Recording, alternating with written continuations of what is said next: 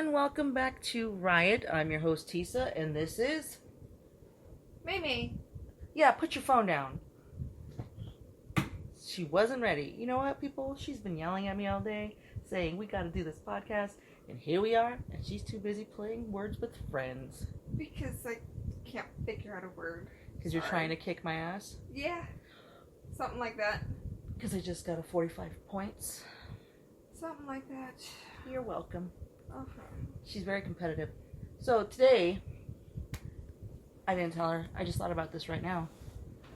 We're going to discuss something very sensitive if you're a parent. Oh, okay.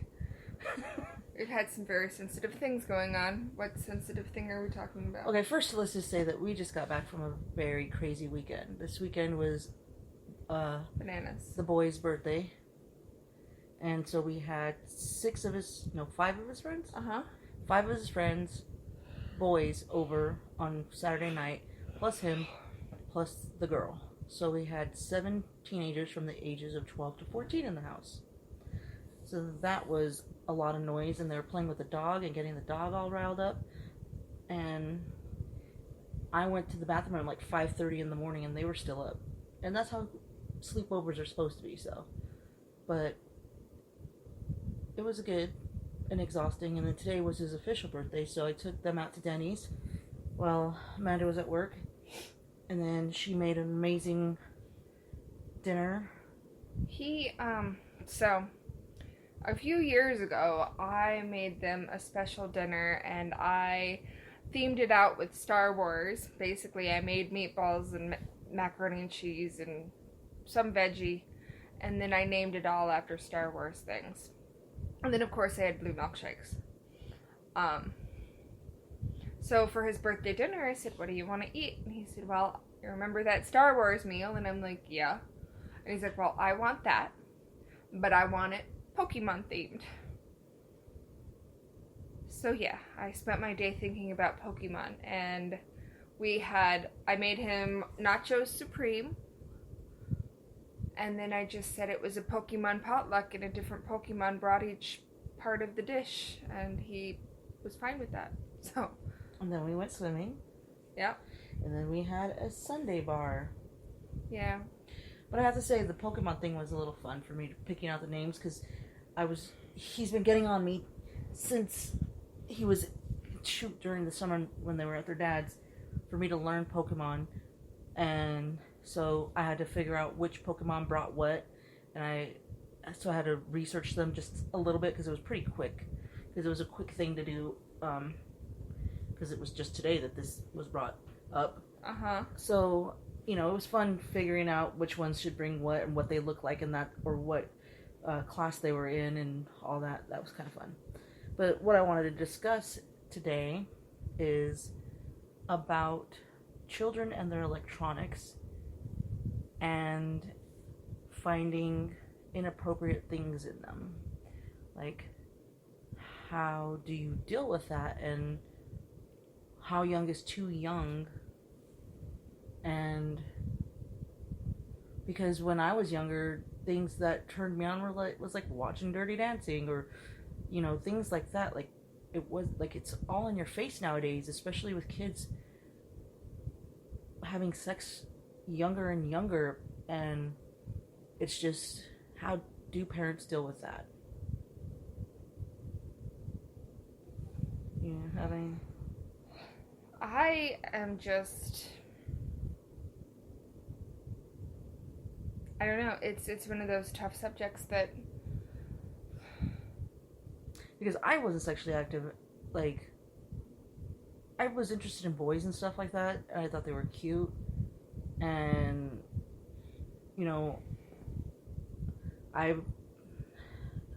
growing up Catholic, I was told masturbation was wrong, and that you're going to hell, so I felt guilt for if I ever masturbated as a kid.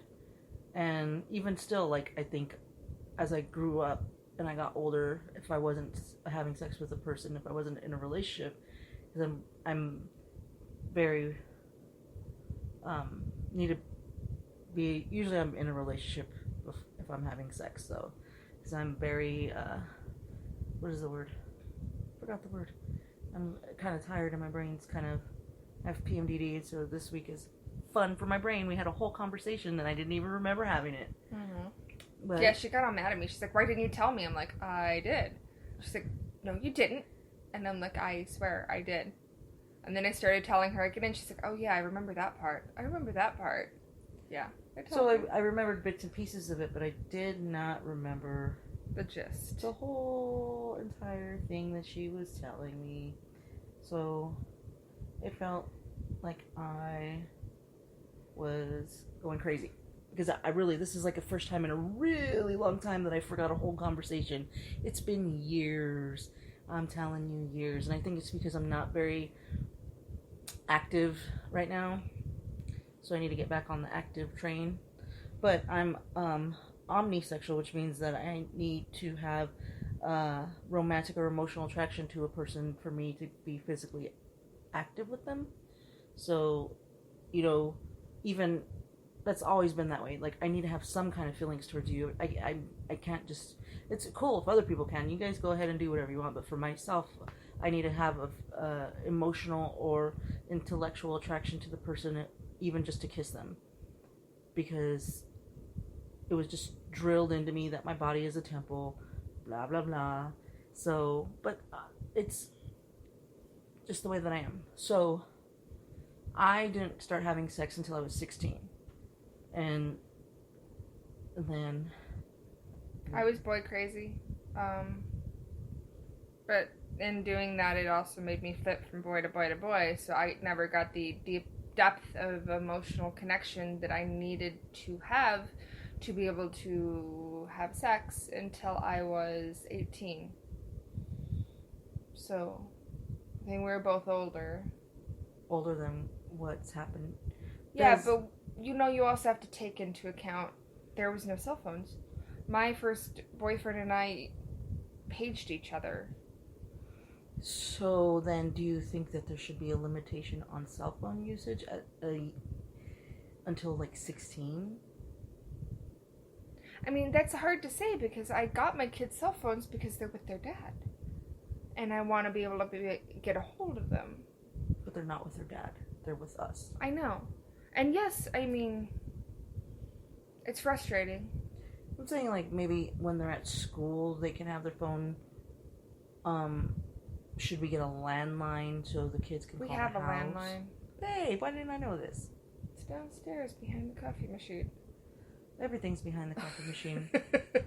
It's like a black hole back there. I'm going to take a picture and I'm going to share it on Instagram at Rebel Mayhem so you guys can see everything at the coffee machine area. I swear to God, this after I take a picture, that's the one thing I'm going to clean tomorrow. And I'm just going to throw everything away. You don't use any of those powders, do you? Yes, I do. When was the last time you used those powders? When I was really into being fit. So last summer. Last summer? Like a couple months ago. Oh, okay. Then I accept that. Then I won't throw them away. We just need to find a They're home for them. expensive. You better not. Don't you talk to me that way, young one. Young one. Anywho.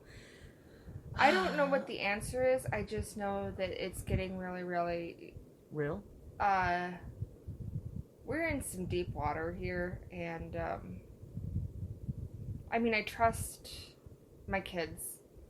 I trust that they're going, they're strong. They aren't ready to do anything. No one's ready at 12, that 13, age. I 14 know. to have sex. I know, they're not, but...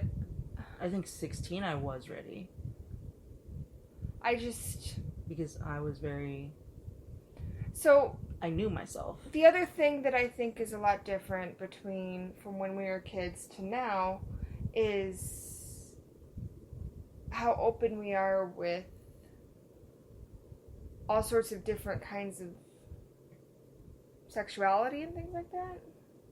And exploration, and how much we've learned about things like kink shaming and shaming people for who they like and how they like them and whatever gender they choose to be and all of that. And all of that has become a lot more open-minded, but it's also one of those things that it's like you want to support your kids in whatever they love, but you don't want them to feel shame for how they're feeling. So this is also kind of one of those things where it's like, I don't want you to feel shame for, that making you feel a little funny.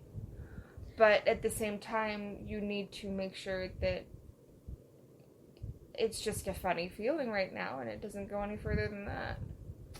Well, okay, so that show Big Mouth that I'm watching, like, Right. I really need you to watch it, like, so you can understand, because I think definitely this is what the kids are going through, like, seriously. And because, like, Jessie starts her period, she turns into a little fucking bitch, she's yelling at her mom, like, she's basically the girl. And so I feel that you need to watch it, because it does shed light to, but they don't have like all the cell phone use the way the kids are using the cell phones. Maybe they will touch on that subject in later seasons or episodes, but like for now they haven't really. But I feel I'll watch it. I have to now. so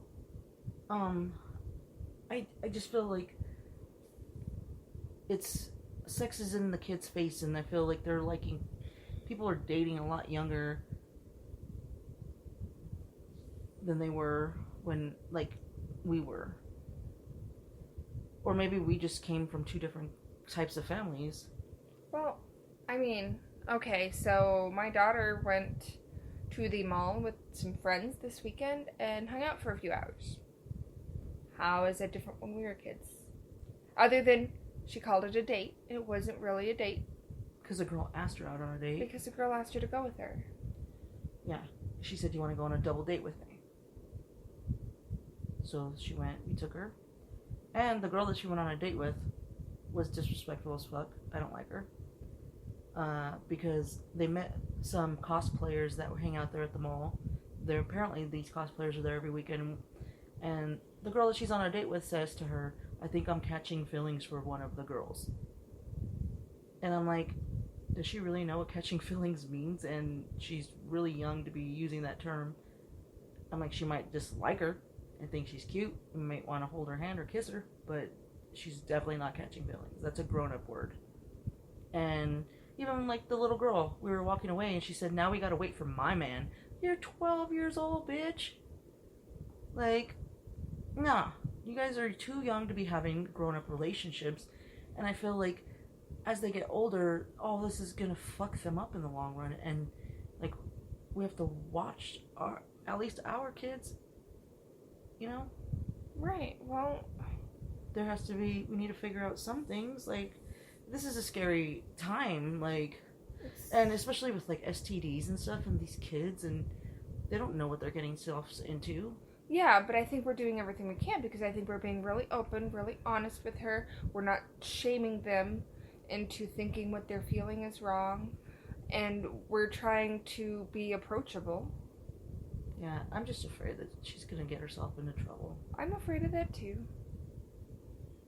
But she's happy because one of my friends, her son just came out of the closet 2 months ago, and so she's really excited because she wants to meet him, and they live just probably like 20-30 minutes away, so that'll be good. I think maybe he will calm her down, having another queer friend maybe that's actually knows his sexuality, because she one minute saying that she's pansexual, one minute she's saying she's gay, and now she's going back to pansexual, and we tell her she doesn't really need to label herself, but for some reason she feels that she has to. She loves using the word gay All the time. That's fucking gay. I'm gay. I'm fucking gay. You are so gay, Mom. You guys need to stop acting gay. Let's go do this. So, I don't know. I just worry about kids today, especially the ones under this roof. I worry. I know you worry. But I don't want you to worry too much. Like, there's just certain things that we need to do, like go through her phone a lot more often.